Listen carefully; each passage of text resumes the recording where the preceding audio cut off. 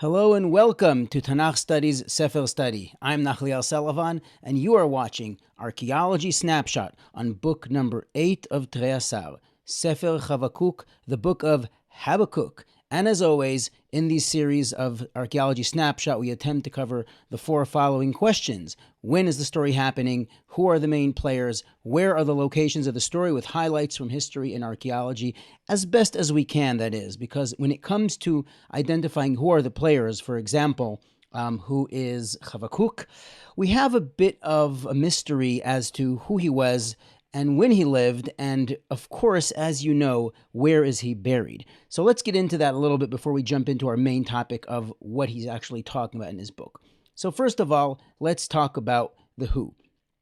And Habakuk is as far as we know, talking about Bavel, of course, but he's living in the time of the Assyrian Empire's demise, decline. According to Seder Olam, that is, according to mainstream Jewish tradition, Habakuk lived in the days of Menashe. And I'll get to that in just a moment. But the mystery around his burial is really interesting because, as I mentioned earlier with Yirmiyahu, there are 5 different locations where he possibly may have been buried. Some of them are in Iraq and some of them are throughout Israel. So too with Habakuk, we have at least 3 or 4 traditions as to where he is buried, and the traditions are less than 1,000 years old. Now, some of these traditions are more viable than others. I'm not getting into the details. I'm going to link to that Wikipedia article that talks about it in the description, so make sure to read the description. But here are images of 2 places where there is a claim that Habakuk is buried. The one on the right is in Iran, and the one on the left is in Israel. There are 3 different locations in Israel which claim to be the burial place of Hanavi Habakuk. There's also a Masoret that he was buried in Hukok, which is next to the Kinneret in the Galilee, in the Galil. And that's all I'm going to say about that. I'm not going to lean in on who is where. The point is, this is just another example of the burial place of biblical figures, which is not a simple subject to tackle. In fact, one of our audiences asked me this week about the blessing that you say, Baruch she'asa li nes b'makom hazeh, when you see the stones that have to do with the 5 kings who chased Yehoshua and were chased into the cave of Makedah and eventually were destroyed. So anything that's pre-Second Temple, we have very little to hold on to in terms of knowing exactly where it is in terms of traditions. So in that sense, I'm just going to say that you're in very, very shaky ground when you want to talk about the academic discussion. When you want to talk about Jewish tradition, there's different traditions as to where it is, and that's a different subject. So I wanted to get into that because it's always fun. But of course, I want to talk about the time in which Habakuk spoke. Now, this picture here is actually a new exhibition in Tel Lachish. We have spoken about Lachish exhaustively, and this image is on a special display of the thrones of the kings of Yehuda, the kings of Judah, against the backdrop of a Mitzudah, a fortress which archaeologists suggest is built around the time of Tzidkiyahu and was in operation when Lachish fell to Nebuchadnezzar Melech Bavel, and that is really the topic or the protagonist of the story, the Nevuah, the prophecy of Habakuk. Now, this display shows you the chairs of all of Malchei Yehuda, from David HaMelech all the way to Tzidkiyahu, the final king of Yehuda, and the height of the back of the chair corresponds to the years of their reign. Now, I'm leaning against the chair of Uzziyahu, and that just has to do with the sitting in the center, because it was, I guess you can say, artistically required. I guess it's the composition or whatever. But the chair all the way on the left, which you can't really see, which is why I put that arrow there, is actually showing you the highest chair, who is Menashe, the son of Chizkiyahu, and who is about 40 years before the destruction of the Beit HaMikdash, and he is the king who was ruling in the time of Assyria's decline. In other words, Ashurbanipal, the height of Assyrian power, and finally, towards the end of Ashurbanipal's 28 years, there's a decline of the Assyrian Empire, and of course, we have the story of Yoshiyahu being killed in Megiddo when getting involved in the Battle of Karkemish. We've mentioned that in previous episodes, and I'm going to link to some of them in the description if you want to follow that, but we've really gone over this thoroughly. So that's Menashe, and this means that if Seder Olam is placing him in the right position, we are talking about the rise of the next superpower, the next supervillain, if you will, or the next big bully or powerful force in world history, which is going to dominate the known world or the ancient Near East, surpassing Assyria. Of course, is going to be surpassed later by Persia and then later by Greece and Rome. But we're talking about something very, very significant in terms of world events: Babylon, Bavel, Nebuchadnezzar, or what historians call the Neo-Assyrian Empire. So let's get into Bavel. Babylon is synonymous with luxury. We know that Bavel was built from the treasure or spoils, if you will, of the entire ancient Near East. Nebuchadnezzar had a vision of the world, a vision which encompassed the entire known world to bring the glory to Babylon, to Bavel. It's a unique kind of vision which was different than the vision that Assyria had, with just conquering and expanding to honor and glorify the god of Assyria, named Ashur. This is a different kind of vision of an integrated world. And that is why, as we'll see later, we're going to talk about this in Sefer Daniel, that Nebuchadnezzar gets these very unique dreams which have to do with the kingdoms that are going to succeed him all the way until Be'at HaMashiach. And we're going to hopefully talk about that when we talk about Daniel. Now, this is a map, more or less, of the Babylonian kingdom at its height, which historians call the Neo-Babylonian Empire. Just like Assyria had a very long history before it became an expansive, conquering empire under the rule of Tiglath-Pileser III, or Pul, as he's called as well, Tugul-Tipulu-Usu, and we've mentioned that a lot, that conquering period, that expansionist period, or what is called the Age of Empires, is called by historians the Neo-Assyrian Empire. So too, Bavel has existed for millennia, but this period of time is called the Neo-Babylonian Empire.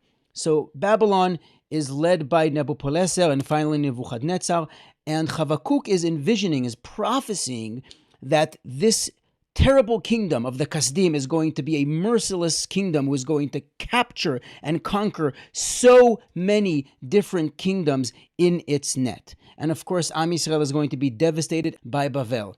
I'm going to show you just a few seconds from this video, but this is a video by the City of David's Machon Megalim, the Megalim Institute, who have a great video about the destruction of Yerushalayim by Bavel. I'm going to link that in the description. I've spoken about that previously. And I'm also going to link in the description a link to Rabbi Yehuda Landy's book on Yirmiyahu, which has a tremendous amount of relevant archaeology to this incredible story. And I'm highly recommending you find that book. And please use that link in the description because it's going to really help. It's an affiliate link that I created. And while you're at it, let's just do something really nice and click that like button. So smash that like button so that we can move on to the next part of this video. So in the background is the Ishtar Gate, the gate which Nebuchadnezzar built in the northern entrance to the city of Bavel, which means the first thing you see when you land on Bavel from Eretz Yisrael. In other words, this is what our ancestors actually saw. We're going to talk quite a bit about the Ishtar Gate, so hold on tight for that. But first, that expression that I used from Habakuk, which is that Nebuchadnezzar, or this kingdom, is going to gather kings like fish in a net. And it's using this language. There's a lot of figural imagery which has to do with agriculture and fishing and animals and conquests and nature, of course. We've done this before, but the time is short, so I'm going to stick to one of them. And I'm showing you here a miniature model. This is actually a modern miniature model, not like the ones that are found in tombs from 4,000 years ago. And this miniature model, this picture, sort of shows you what Egyptian fishing nets looked like. And you see that there's two canoes of Egyptians who, while they are capturing fish inside this net, they are fending off hippos which think they're going to get free lunch. Now, sometimes, if the hippo is really lucky, the free lunch ends up being much more than it bargained for because it's not the fish, it's the fishermen. Crunchy. To the left here is an image of a statue, probably of Sargon of Akkad, which is from ancient Mesopotamia from close to 4,000 years ago, one of the first kings of Mesopotamia. And it shows you many kings gathered together in a fishing net. Now, if you go into the history of fishing in Mesopotamia and fishing in ancient Egypt, fishing hasn't changed that much in antiquity because it's basically about gathering fish with some kind of net. So it's a language that people were very familiar with, and that's why you were able to catch their attention in that net, even though the net today is something completely different, but it's no less dangerous because today's internet can really destroy people and cause a lot of damage. Sounds fishy? Now let's move on from those dad jokes. I want to talk about the Ishtar Gate. There's a special exhibition in the Institute for the Study of the Ancient World, ISAW, or ISAW for short, and that is a couple blocks away from the Metropolitan Museum of Art. It's under the NYU, New York University building, and it came out with a special exhibition called A Wonder to Behold. And this is all about the building of the Ishtar Gate of Babylon, which I'm going to talk about in terms of Sefer Habakuk, but I also want to talk about it in terms of the grandeur and glory of the vision of what Babylon is, what Nebuchadnezzar stands for as gathering the far ends of the earth to create this beautiful vision, this beautiful city. So I went to visit a special talk by an artist from upstate New York. I forgot her name, but she is an expert on making glass. And she did this special presentation in the building right by the exhibition, all about the ancient glasswork that was involved in making the Ishtar Gate, because the bricks of the Ishtar Gate are an industrial innovation of the time, taking all sorts of precious materials, some of them from very far away, and glazing these bricks to make them look colorful and vibrant and alive. And this was state-of-the-art technology and craftsmanship of the time, demonstrating the highest level of crafts from throughout the world. This is something that we don't appreciate so much because we just look at it in a museum. But what it meant back then is I control the entire world, and look what the world can do when it works together in synthesis and harmony under the rulership of Nebuchadnezzar, the king of Babylon. So this is from the exhibition, and here is a picture of the artist showing the broken bricks of Babylon in a box, simulating how the bricks were actually brought in from Iraq all the way to Germany, where they were processed and reconstructed, and they are currently standing in an exhibition in the Pergamon Museum. So let's talk about that. Here is a picture of where the Ishtar Gate is in Iraq. I took this screenshot from Google Earth, and you can actually move around there and see some really cool pictures. And you'll see in the center here that it says Ishtar Gate. Now you are looking towards the south from the north, and you see that there's a long procession way leading into the city. And that procession way is the focus of this next detail. So this is the reconstructed procession way that we were just seeing from far out, but we are zooming in, and this is in Berlin in the Pergamon Museum. Now the walls, the panels to our right and left have something between 5 to 15% of original color glazed brick. A lot of it is painstakingly reconstructed. It was a miracle that they were able to do it, because when they found these bricks at the time, this is after the British Museum came in and collected what they thought was valuable, and the Louvre came and collected what they thought was valuable. And of course, the Ottoman Empire brought what they thought was valuable to Istanbul. This was the rubble that was left over, and a German expedition found it, and they were able to discover this. In other words, if it looked like this at the time, it would not have been in Germany. So it's a really cool concept that they were able to discover and reconstruct it. And that's part of what this exhibition is about. So I'm going to link to that ISAW exhibition, Babylon, A Wonder to Behold, in the description if you want to follow up, if you want to maybe check it out. I don't know if it's open anymore in New York because Corona interrupted it, but the lion panels are actually on loan from the Metropolitan Museum of Art across the street. So you can still see 2 lion panels at the Met if they are back there by the time you see this video, or maybe in a few years from now, so who knows. Anyway, in the center of this procession way, just in the museum, is a miniature model. Here it is enlarged. It's also the background wallpaper of this video. I'm showing it a lot. This is the procession way with about 120 lions leading up to the Ishtar Gate, and this is what Am Yisrael, the Jews, saw when being paraded, defeated into Babylon. And this is what Habakuk is talking about, how this ruthless empire is going to conquer and destroy us and conquer the world, even though he does then talk about their own downfall later. Now, the Ishtar Gate is going to be the focus of our next topic, which is also the topic of a song, Tzei mi Bavel, Kiryat Ovdei Vel. It's a beautiful song called Ma Navu Aleh, which paraphrases words from Yirmiyahu, perhaps a contemporary of Habakuk, who also spoke about the downfall of Assyria and Bavel as well. And he's not the only Navi to talk about Bavel. Also, Huldah Nevi'ah and Sefer Melachim talks about the Kasdim that are going to come, and several other prophets also talk about Bavel. But this is the Ishtar Gate, which, according to some of the ancient Greeks, was a contender for the 7 wonders of the ancient world, except Nebuchadnezzar's hanging gardens of Babylon are the ones which really took the place of the Ishtar Gate, but this was a contender. So we really need to appreciate the magnificence and the opulence of the ancient city of Babylon and the Ishtar Gate. Sefer Habakuk talks a lot about how the Babylonians are obsessed with their own deities and attribute all of their success in world domination to their tactics, to their brilliance, and to their gods. This song, Tseimi Bavel, Babel, the gate of Bel, Kiryat of Devel, encapsulates that idea, which we find throughout the Babylonian archaeology from the Neo-Babylonian period. And you can see this in inscriptions and cylinders in museums throughout the world. I'm going to keep this conversation specifically to the Ishtar Gate, but this is relevant to many artifacts and writings of Nebuchadnezzar, who praises the gods of ancient Babylon and Shamash and Ishtar and Sin and all those when talking about his success. So the Ishtar Gate. As I mentioned, there are 2 glazed brick lines in the Metropolitan Museum of Art of the about 120 which were known to have existed in that procession way in Iraq. This gate has been reconstructed painstakingly in the Pergamon Museum in Berlin, as we saw, but Saddam Hussein also made a replica of it, which is standing there in Iraq next to his palace.